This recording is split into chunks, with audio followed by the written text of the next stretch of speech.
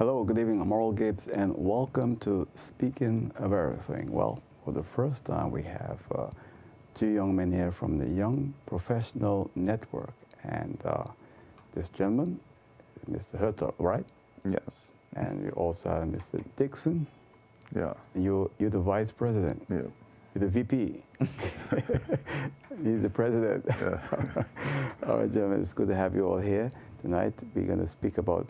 First, let me start with you, President Hurtault. Tell me about what the Young Professional Network is all about. Well, what we're about is we're trying to increase male enrollment in USM. We're trying to go out to the businesses, get scholarships for these students because not everybody could afford it. Some students could handle working and going to school and they could pay for it as well with the help of their parents, but some they would still need that help, and that's what we're in the process of doing now. And we're looking to better each other as males. It's good to compete. It's better as we better each other by competing as well, but helping each other and bringing everyone up together. That's what we're trying to do right now. And Mr. Dickson, you're the vice president, right? Yeah. And tell us about how you feel about the organization.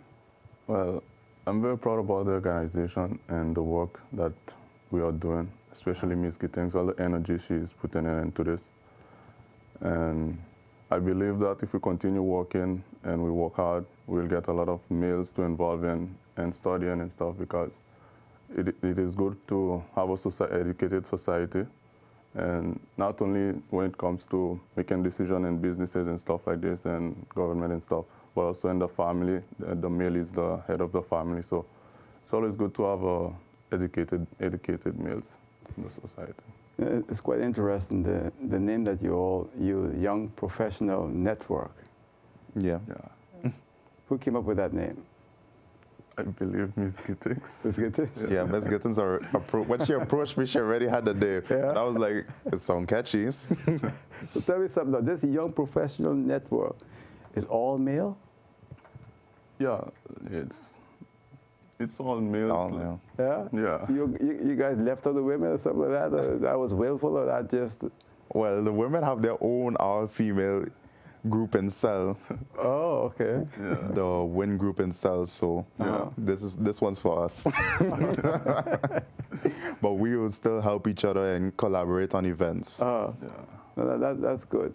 You know, it's quite interesting because before you came in, I was speaking with Mr. Dickson. So I think I want both of you to first share a little bit your background and where you're from. So I'm going to start first with the vice president. Tell us a little bit about yourself, where you're originally from. Well, I was born in Haiti. I came on the island at the age of 13. And then I started school here from 6th grade and then until the university. What school did you go to in St. Martin when you came? I went to ACE Foundation, and then it's in Cul-de-Sac by teacher Claire. Oh, okay. And then I went to PSVE, then Academy, then University of St. Martin. So how was the transition coming from Haiti at age 13, you said? Yeah, 13, 14. Yeah. Yeah. Was it like a culture shock? Not really. When I came here, there was a lot of Haitians, and there was a lot of different nations, a lot of things to learn. The only problem was the English, so I just had to catch up fast with the English because I didn't know a word in English, so I had to catch up fast with the language. So when you came to St. Martin, you didn't know No, I didn't English know at all? No, English is like Chinese to me. You couldn't tell no. Yeah. But your English sounds very good now. Yeah. Yeah. You ever went to Miami? No. No? No. No. Every time I go to Miami at least once a year, and I enjoy speaking with a lot of the taxi drivers from Haiti, and they all know someone in St. Martin from Haiti. Wow. Yeah. You know, so I mean, Haitians are very powerful in Miami. After the Cubans are the Haitians, they're really powerful as a group. In fact, when they have Haitian Day in Miami, even the supermarkets are out there really catering to them. And so when you came to St. Martin, you had no trouble. You met a lot of people from Haiti that you knew. Yeah, I met, not that I knew, but a lot of Haitians were already here. Yeah. Yeah. I know what I find so nice, it's unique how Simran is changing. Because when I was growing up, I can remember meeting the first family that came from Haiti. I was a little boy back in the 70s. And you know, there's so many people from Haiti. And the other day I was in town, and there was this young lady, and she had a problem. And I said something to her, and she said, oh, but my father's coming and he's going to take care of the problem. And then she switched from English to Creole so smooth. It was incredible. So, but you're still good in your Creole? Yeah, I still go to Creole. Yeah. All right, so you love it in St. Martin? Yeah, it's very nice here. Have you gone back on vacation to Haiti? Yeah, I went twice. Yeah? Yeah, twice, yeah. So tell me now, how you feel about St. Martin? You think you can really make this your home, stay here? Yeah, I've been here for so long. It's like my home. Like when I went back to Haiti, it was after 9 years, and I didn't really know anybody. I didn't know nothing about the country. That's strange. If I had to go anywhere, I had to go with someone. So this is home now? This is home now. Okay, that's good. And we also have another gentleman with us, but he's from closer to St. Martin. In fact, where you're from is like almost everybody I know is from there. You're from Dominica, right? Yeah, from Dominica. When you came to St. Martin? When I came to St. Martin was in 2005, and I was about nine and a half years old. Oh. And I started with the Methodist MAC school. Methodist Agog Center MAC, yeah. That was Campus 2, the one near St. Martin Academy. Yeah, oh, okay. And how was the transition for you when you came to Ireland that speak English anyway, right? Yeah, we speak English. The only difference was in Dominica, you learn French from an earlier stage, like kind of how you learn Dutch here. And I didn't know any Dutch. So in Dominica, I skipped a grade. I went from 3rd grade to 5th grade. And then from here, after I finished 5th grade in Dominica, I had to do 5th grade over again because I had no Dutch level of... Yeah. So I had to do it over. And you went through it good? Yeah, it was pretty good. The core subjects was easy to transition into, and the teachers over there really gave me the time and help. They were always willing. So I had a good experience there. It's amazing the amount of people in St. Martin from Dominica. People don't realize a lot. Yeah, there's a lot. And I mean, it's when you was growing up, did you know about St. Martin in Dominica? We heard it was tiny. we heard it was small. But I had family here, so I knew a little bit about the culture here and how things are. Well, we see it as a more modernized island. Yeah.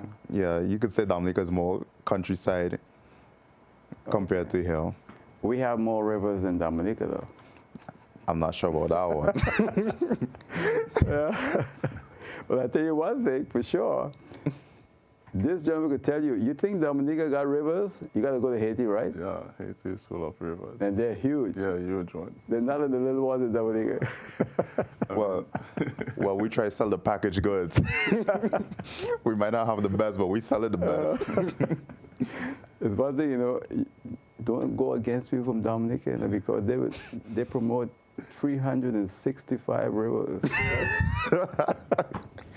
A few of them dried up. Yeah. That was someone told me. I'm not sure if that number's still accurate anymore. So now that you all, how long since the Young Professional Networks was formed? Is it recently or? We formed it last year in August. And actually, Ms. Gittins had approached me with the idea, and she sold it well. And at the time, I was actually trying to start something similar, but it wasn't entirely with USM. So I was like, why not?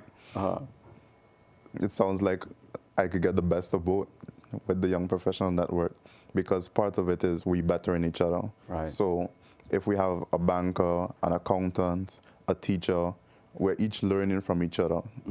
And then that could help us transition into career choices and career moves in the future. And what about you, Mr. Dickson?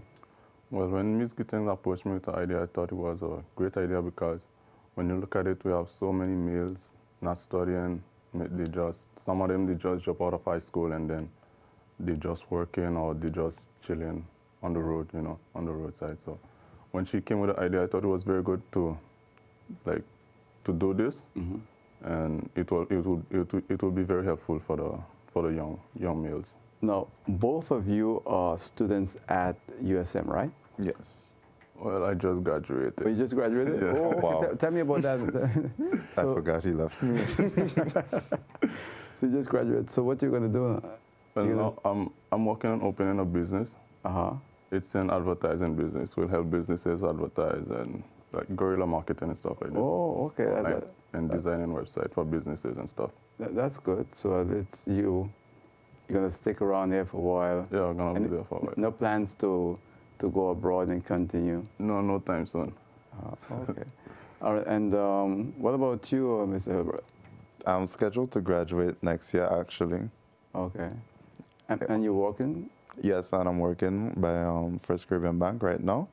And I'm planning to do my bachelor's right after here as well. They recently added it with the UVI collaboration. So I'll do my associates, and then it will just be a continuation to do the bachelor's.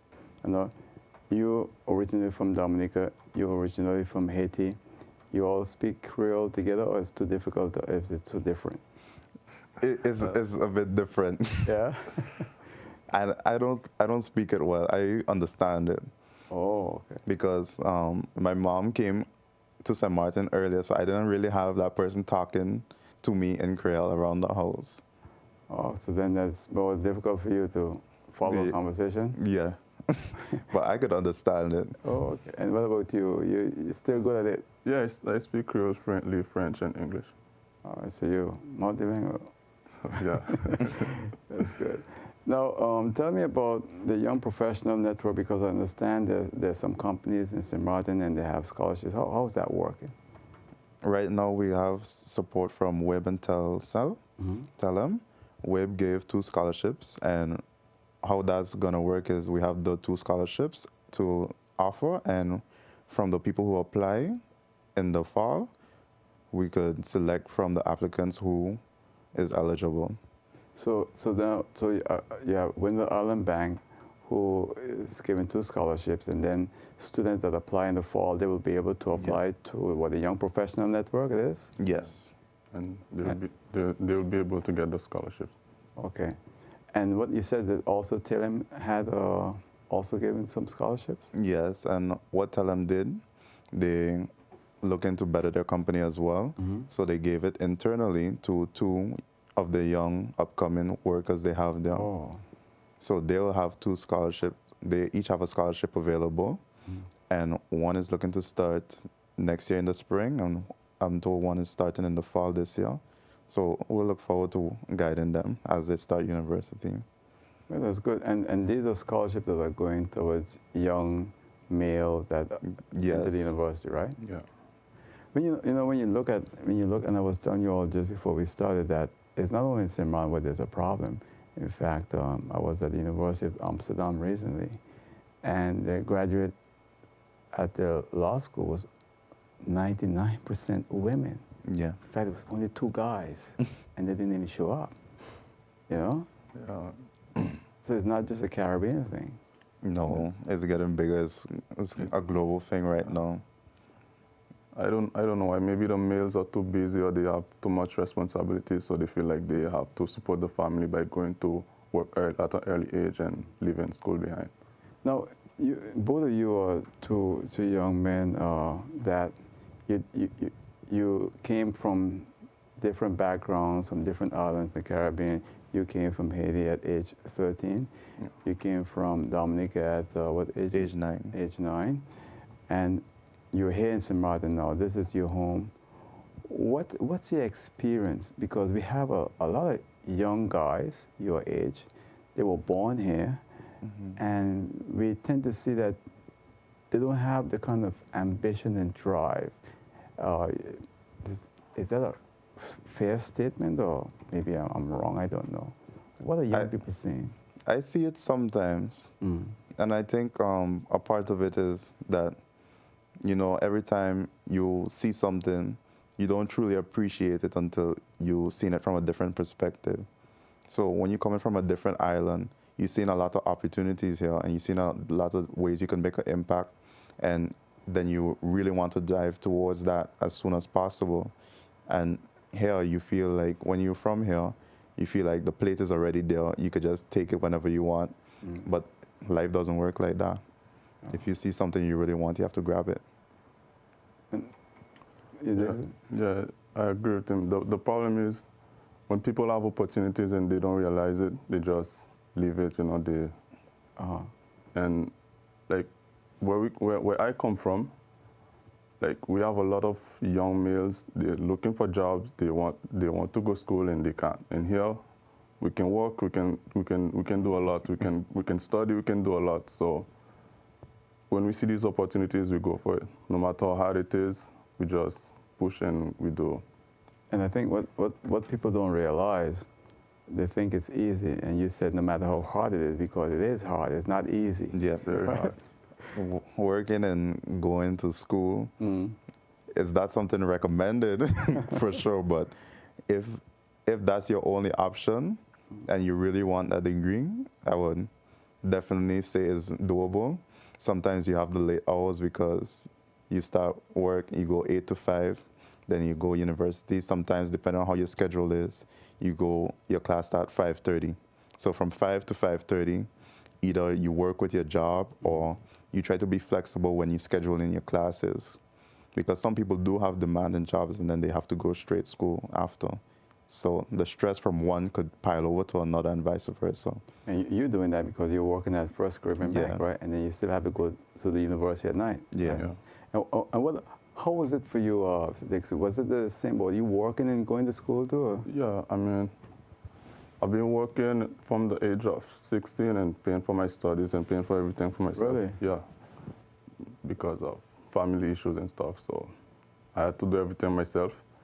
And if you're Haitian, it's double times harder for you. First the language, and then you get racism and all that stuff. And you have to handle work pressure, you have to handle your family life, and you have to handle your studies. So when people say it's easy, I think it's hard. I mean, it depends on how much you want it. Then you will see how hard it is. If you really want it, no matter how hard it is, you will do it. And I think, I can tell you, as a St. Martiner and a person who, I told you all earlier, the first time I get to know people from Haiti was a long time ago. There was a gentleman by the name of Craig. He was a bus driver. I think just recently passed away. They were the first people back in the 70s that I knew. And in St. Martin, Haitians don't have it easy.